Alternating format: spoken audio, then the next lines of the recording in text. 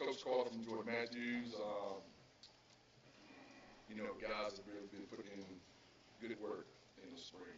We had way better numbers than last year in the springtime for us. Attendance, spring practice, weight room. A lot of guys made a lot of games in the weight room. Not very Wiley picked up, and they ain't no Wiley, they picked up 10, 15 pounds of good weight. And they didn't miss a day. And the guys need to be at practice. Usually, sometimes short practice is like, nothing against no guys, but sometimes a lot of guys short, like, you need him to be here. But most of our core guys, all spring and summer, they was there like probably 85% of our core guys that needed to be there was there. We want everybody there, but, that makes a difference too, especially on the Monday when you're trying to install something, you put a play in, and if not Mary ain't here, we got to go. He come back Wednesday, we got to work backwards, so it's good not to have that problem with guys showing up, and so they showed up and they work hard, and that's kind of like Coach Matthews said. And kudos to all the coaches before me because a lot of the guys when the coaches were talking, the guys were shaking their heads. So it's good to hear from other coaches beside me because sometimes I say something to them, they look at me like I got three heads. So it's good for them to hear the same stuff from other coaches. So, I appreciate it, guys. So. All right. Yeah, year two for you, Kermit. So, what's it been like, coming back this year? What's some things you kind of want to take from last year and apply this year and build on for you? Well, we won 3 games, and that's accomplishment for us, and nobody's satisfied with that, especially not me. I'm a JM guy. Played there, coached there before, and been around. That's just in my blood. So, and I've been around those years in the, like I said, from the 70s, 80s, 90s, 2000s. It's a rich history of football. But today it's a little different. But all we can do is put our best foot forward and work hard. And so that's what we're trying to do is take these guys and these guys are taking leadership roles where I think Coach Matthews is one coach said it's like we have leaders where they ain't always coming for us. So if we have a bad rep, it ain't me yelling and they ain't getting on guys. So it's a whole lot different when your friends getting on you than a coach getting on you because we're supposed to get on you. We're supposed to coach you up. When you got your buddy, if you make roads to practice with, getting on your butt, it hits a little different. You know what I mean? So that's that right there too. Yeah, I know, seeing you guys practice and at the scrimmage with C4 a couple weeks ago, you got a lot of moving parts this season that, players that played some positions last year are playing completely different positions this year. So what's been the process like of figuring out where each player can best fit the team? My thing is I just want football guys. If you're a football guy, that's a position for you. It's 11 positions. If you love football and you're a football guy, that's what I want. So, and the guys is, it happens as it should, for practice and working hard, and you say, okay, this guy can do this. He might look good here. So it's moving parts, but the guys accept it, no questions asked. Hey, go play this. Okay, coach, I'll do it. So that's the beauty of the spring and the summertime. It's like we got guys that want to be coached, that's coachable, and I always tell them, play to the standard. Be standard driven. Don't be outcome driven. Because if you start being where you outcome driven, you don't take shortcuts sometimes. So let's play to the standard, and that's what we try to do. And I try to coach to the standard, and that's what we try to do. And what we're trying to do too. And the guys are embodying that too. So I really appreciate the whole work they put in. I know they probably like coach don't appreciate, he don't care about us. All you do is yell, fussing, and whatever. But I really appreciate the work they put in because the guys come to work and show up and they work hard. So. Yeah, and I know last year, I think it was huge, right? You guys had a lot of guys from JV had to come up as freshmen and play because you got some players out for injury, and they got thrown in the fire. And now play the whole season, come in this year, started now sophomores and some juniors. So what's it been like getting those young guys to develop this offseason and now prepare for, okay, now we need you to step up week one? Well, when it happened last year, I was like, I wasn't really too fond of it because, man, I really want a JV program. Coach Matthews said that, you got to have a JV program to be where you want to go in football. I'm sorry. Other sports, you may get away with it, but you got to have a JV program.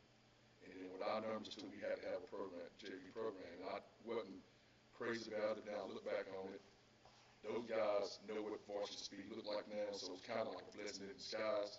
Now that I look back on it, so those guys, those young guys, man, they don't miss a day. They're hungry. They don't miss a weight room. They're always there, you know. So it makes the culture easy when you got guys who want to be there and want to do it. Yeah. And that was the thing too. It kind of developed your skill guys a lot, which is a really deep group for you. Linux, of course, Namir, even Kamari, Nolan. I mean, you got a whole bunch of guys with speed that can plug in different places. So, what's it been like having that abundance of guys that you can move around and plug in receiver, defensive back, things like that? Well, it's not day from last year because we really not very blessed us all to play quarterback. He didn't want to play it last year, but we didn't have nobody, so he did it, and he welcomed it. And I understood that, that he didn't want to do it, but he did the best thing for the team. He understood the best opportunity for us to have any momentum was him playing quarterback. He didn't like it, no, but he didn't say a word about it. So now I'm sure he got hurt last year. I'm sure that he's not like he's happy not to play quarterback, and we do have guys, a lot of interchangeable guys, offense and defense, so that's a good problem to have sometimes too. So, and it's competition too, so you got to be a rep. These guys, they get it, I get it. You want to walk? Sit down. Just sit down. Plug somebody else in. You see somebody else make a couple plays. If you get hungry, you get back in. Like, everything's earned, nothing given. That's my philosophy. You got to earn it. You know what I mean? If you don't want to do it, you got bad at practice, take stuff off, go home. I want to coach guys who want to be coached and want to be here. If you don't want to be here, you made a conscious effort, conscious decision to come out here and play football. So if you don't want to be here, nobody made you come. So, and most of these guys, they show up, and like I said, I really enjoy the spring and summertime because those guys, it made it easy, to come and coach every day. Yeah, and I know you're gonna bring, but I want to ask about Matthew, his development because he's a guy, tall guy, got a lot of size on him, but he's very athletic. You can throw him, safe position, defensive back, linebacker. What is it like to have a guy like that, and what's it been like kind of developing him this offseason? Well, Matthew, he's long. He probably grew another couple inches. He's really long. He's versatile. He can play multiple spots. But again, Matthew, your play is he just, he relishes it, whatever coach wants him to do, what position, and he takes the role that day, that position, that rep. He just takes it and runs with it. So that's, he has to develop. He's got a little bit bigger, but he's so tall. You just see he gains some weight, but he has got a little bit bigger. So. Yeah, and then too, I think one of the craziest stories or best stories for you this year is Kamari, him coming in at quarterback. We talked, y'all were just throwing the ball. Y'all saw how you could throw it, and it was like, oh, well, hey, you can throw it, you can play quarterback. So talk about, the process of going from there to now, where Kamari, you're showing some confidence, getting the ball out. What's that process been like getting him to this point? Well, it's funny how it happened because we discovered it the week before we played, practice before we played Seaforth in the spring. And it was Coach Reeves, defensive coordinator. He's like, Coach, you see him throwing that ball? I was like, who? He said, Kamari. So I was just saying that. So I'm paying attention. I was like, oh, he's spinning a good bit. So he didn't want to do it first. He didn't want to do it. He was mad that he didn't want to do it first. And he wanted to play receiver, in which he is receiver. But again, like Namir, he's doing the best thing for Jordan Matthews, and he can't throw the ball. And and I just know Kamari from we have issues with basketball. He's always level-headed, never get too high, never get too low. And he can process stuff really well.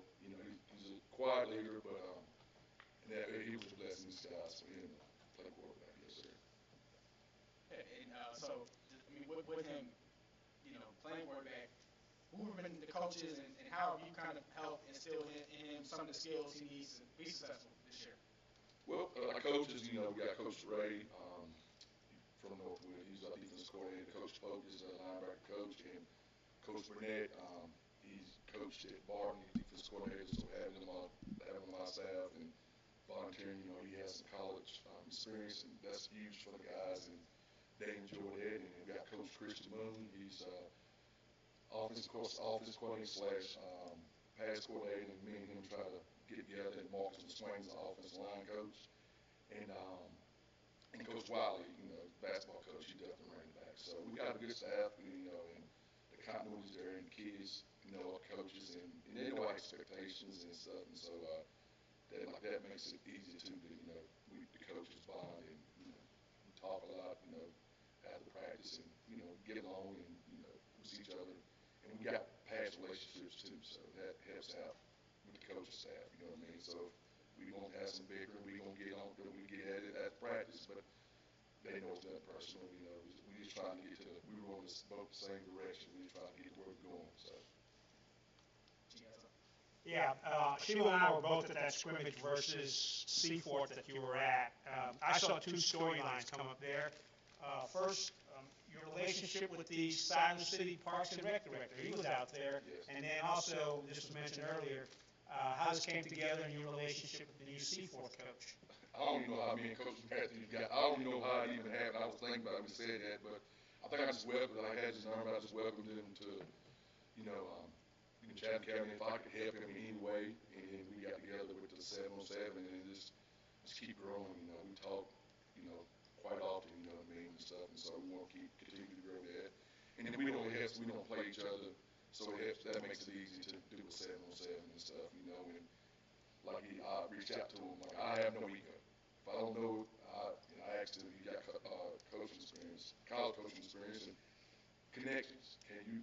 And he sent me a list of names for the guys, for the emails and stuff to get in touch with colleges for our guys. And I would never be ashamed to do that. And same thing with Tristan. He had connections too. And I told him if anything I can help him with any of us, you just let me know. I do it. So. And it looks like the South City Parks and Rec Department is working on trying to build up the program to where you get a better feeder system coming into JM. Is that right? What's going on with that? Yes, sir. I think I asked him the last time that South City Parks and Rec has been played football in there. I think it's probably 7 years ago. And so you can tell by numbers, that we don't have middle school football, which kids are all of us. And that's another story for another day. But the rec department, is vital to us. But not having that, for 6 years, the kids don't have nothing to taste at 7, 8 years old. Usually, if we even got middle school football, the kids can taste it for 5, 6 years. Even if they don't play for 2 years, 7, 8 grade, they play coming up, so the willingness to play when they get to high school is still there. But like, you have some kids that never played it because it was never offered for the last 6, 7 years. As a South City Parks and Rec.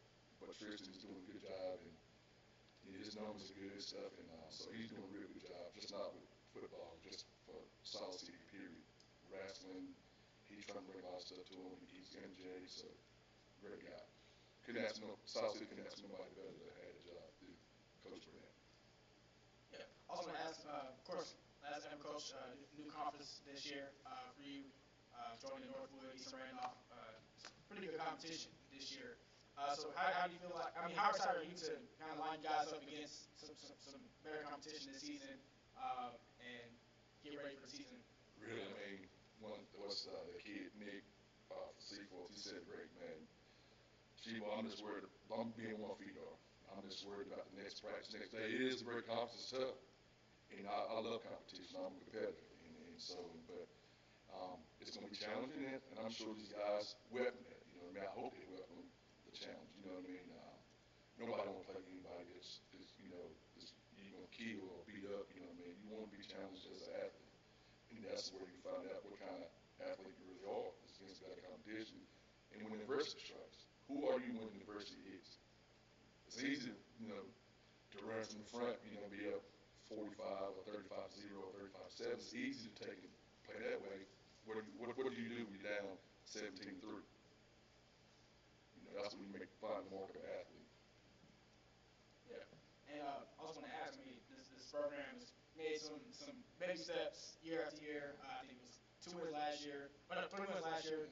Year before that 2, and now going to another year.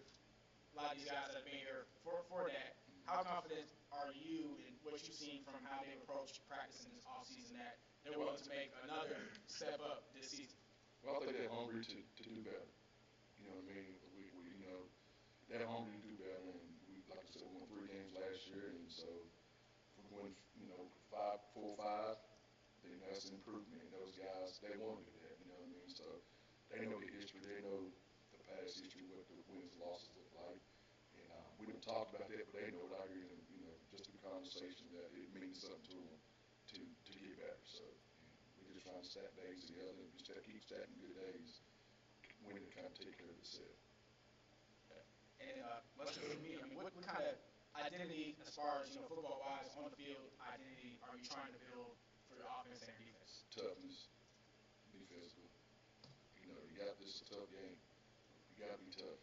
You know, and be physical. And we look different because we have more athletes this year.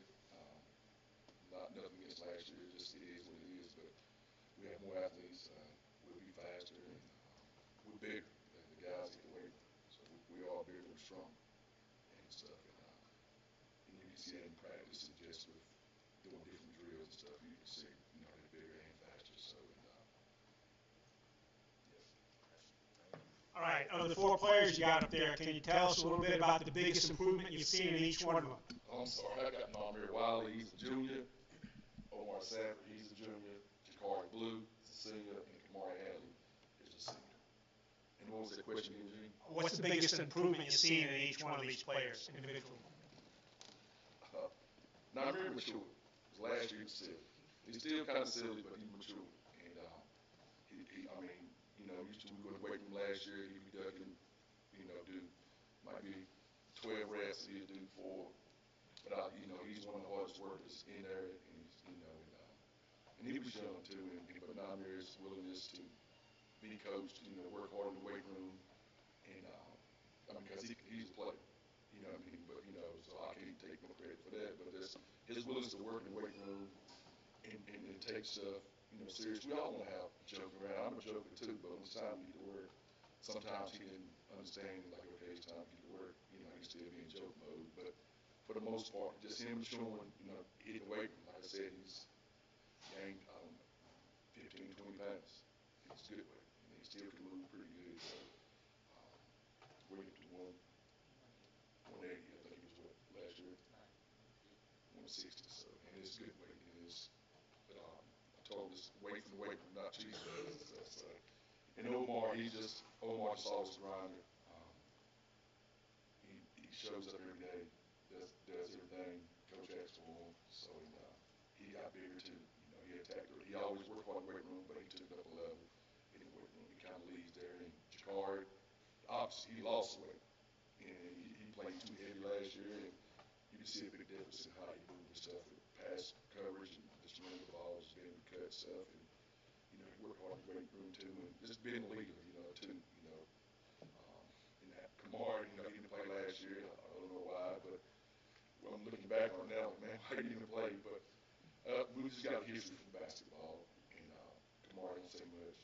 You know, he attacks today and he works hard, and his leadership too, like him being more vocal, kind of surprised me how vocal he is on the football field. We got to be, but it kind of surprised me still how vocal he is because he's a quiet guy by nature. So I got for you, Coach. So we're going to turn to the players.